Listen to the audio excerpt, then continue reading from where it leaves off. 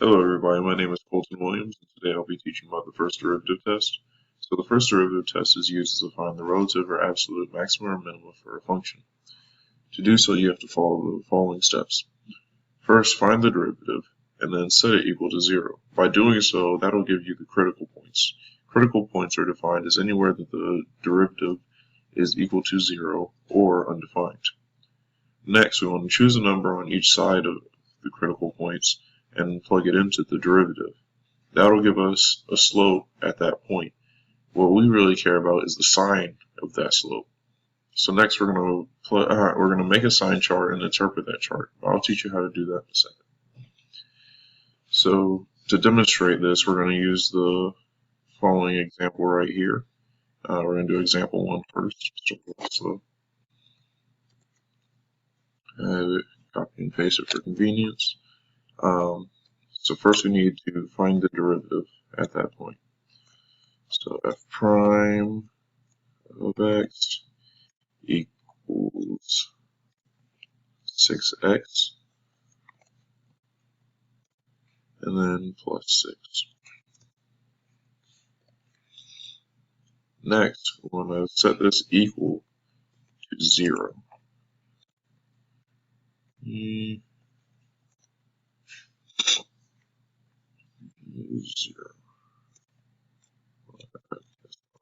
Sorry.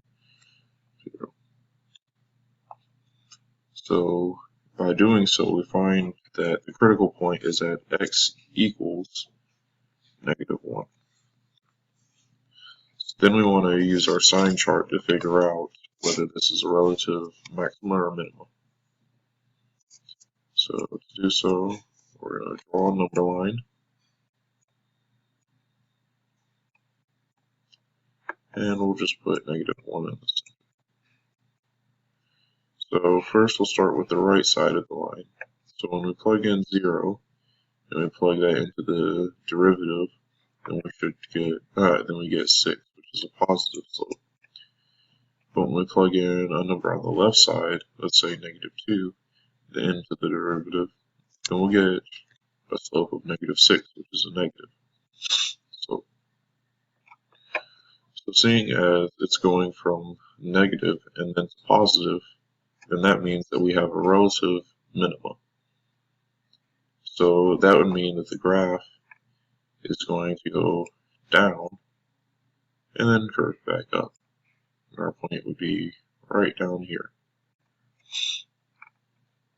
So that's the first equation that we're running through. We're going to do another example a little bit more complicated. So so now we're going to pick up with example 2. So example 2 looks a little bit different due to formatting errors, but these are supposed to be the exponents. Okay, so we're going to take this, we're going to copy it over to our works page. Oh, we already have it there. So we're going to pick up with the derivative of it. F prime of x equals 12x to the third. We just got to remember that this is an exponent. See, there you go. Okay. And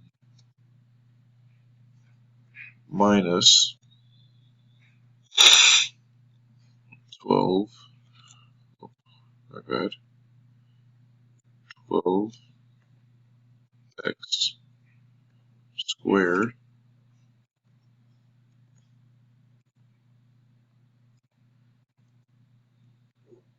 minus 24x.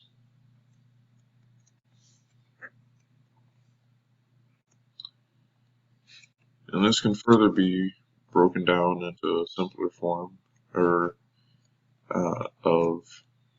let's see, so we gotta do f prime of x equals, so 12x,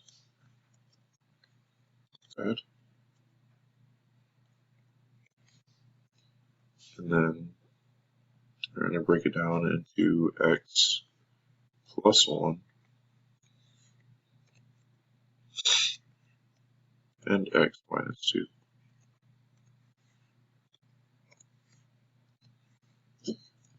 From there, we're going to set this equal to 0. So we're just going to copy and paste it down here so that you can keep the steps. Set it equal to 0. And that gives us critical values at x equals -1,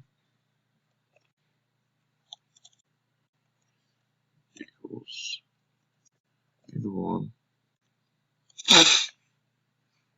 at x equals 2,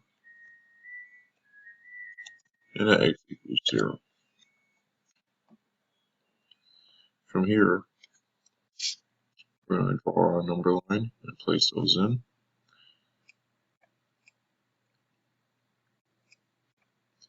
So we're going to put 0 right here.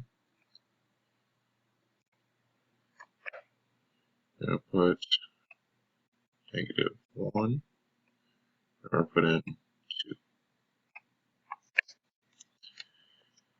So when we plug in numbers between there, let's start with this values in here. So we're going to do 1. So when we plug that in, we get 1 times 12 is 12. 1 plus 1 is 2, so 2 times 12 is 24. And 1 minus 2 equals -2, so -24. So we get a negative between here. And then when we go to this other side, we'll put in a -1/2. So when we plug in a -1/2, that'll give us -6 for this first part, and then times a -1/2,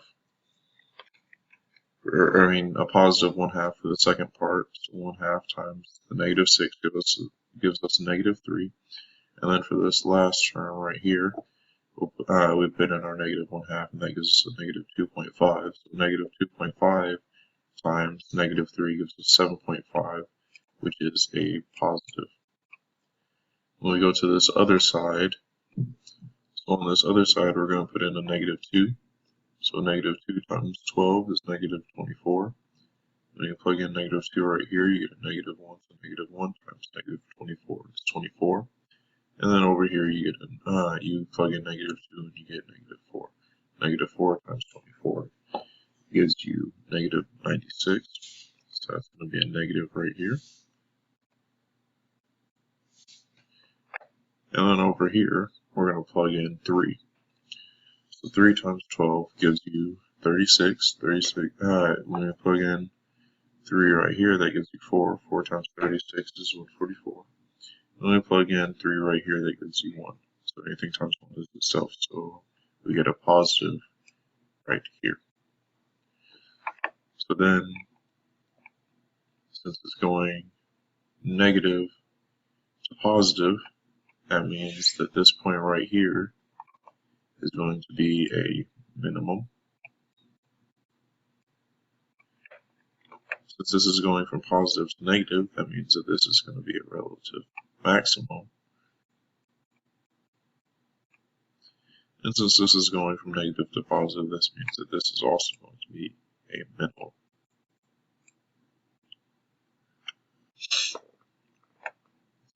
So, yeah, that covers the first derivative test. Sorry I took up so much time, but felt it needed to be talked about thoroughly and worked out with proper problems. Here's my works cited page and all the sources that I've used.